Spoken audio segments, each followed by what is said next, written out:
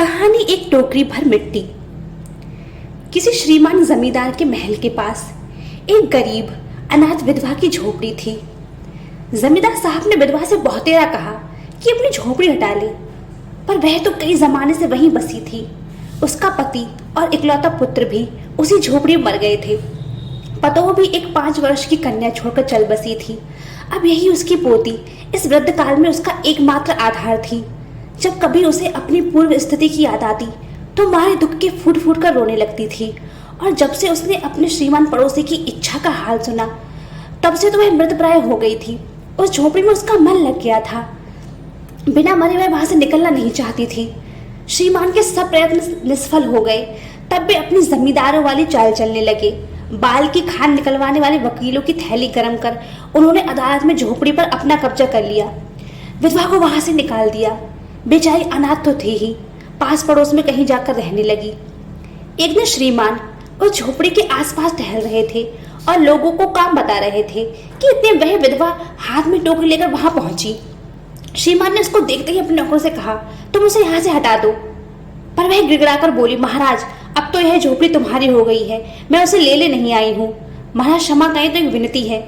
जमींदार साहब के सहलाने पर उसने कहा, जब से यह झोपड़ी छोटी है तब से मेरी पोती ने खाना पीना छोड़ दिया है। मैंने बहुत कुछ समझाया पर वह एक नहीं मानती। यही कहा करती है कि अपने घर चल तब रोटी खाऊंगी। अब मैंने यह सोचा है कि इस झोपड़ी से एक टोकरी मिट्टी लेकर उसी का चूल्हा बनाकर रोटी पकाऊंगी। इससे भरोसा है कि वह रोटी खाने लगेगी। महाराज कृपा करके आज्ञा दीजिए तो इस टोकरी में मिट्टी ले जाऊं। श्रीमान ने आज्ञा दे दी। विधवा झोपड़ी के भीतर गई।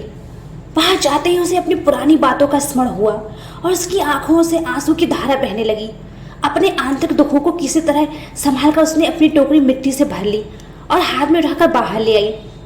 फिर श्रीमान से हाथ जोड़कर विनती करने लगी, महाराज कृपा करके इस टोकरी को हाथ लगा दीजिए जिससे कि मैं अपने सिर पर धर लूं। जमींदार साहब पहले तो गुस्सा हुए, फिर जब वह बार बार हाथ जोड़ने लगी और पैरों में गिरने लगी तो उनके मन में भी कुछ दया आ गई। किसी नौकर से न कहकर अपने आप ही टोकरी उठाने आगे बढ़े। जो ही टोकरी को हाथ लाकर ऊपर उठाने लगे तो ही देखा यह काम उनकी शक्ति के बाहर है। फिर तो उन्होंने अपनी सब ताकत लाकर टोकरी को उठाना चाहा, पर जिस स्थान पर टोकरी रखी थी उस स्थान से वह एक हाथ भी ऊंची न उठी। वह लज्जित होकर कहने लगे, यही टोकरी हमसे नहीं उठाई जाएगी।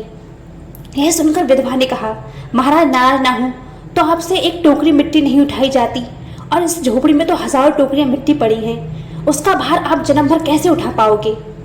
आप इस बात पर विचार कीजिए। जमींदार साहब धर्ममत में गर्वित हो अपना कर्तव्य भूल गए थे, पर विधवा के कहे हुए वचन सुनते ही उनकी आंखें खुल गईं।